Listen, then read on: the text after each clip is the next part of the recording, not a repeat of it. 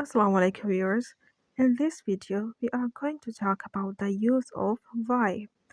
जब हम कोई वजह पूछना चाहते हों तो हम इस लफ्ज़ का इस्तेमाल करते हैं।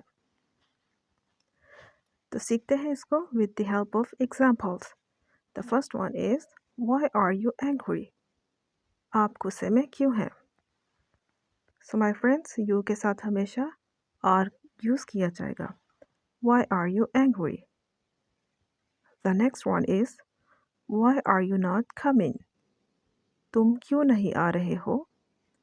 Why are you not coming? So my friends, you can see you के साथ are का यूज़ किया गया है in this example.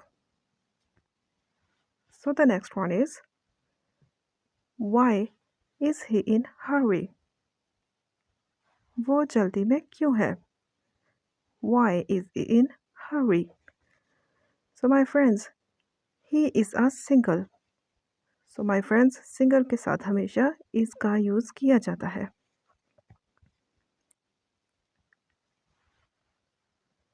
The fourth one is why is Amjad so sad? So my friend, Amjad is also a single person.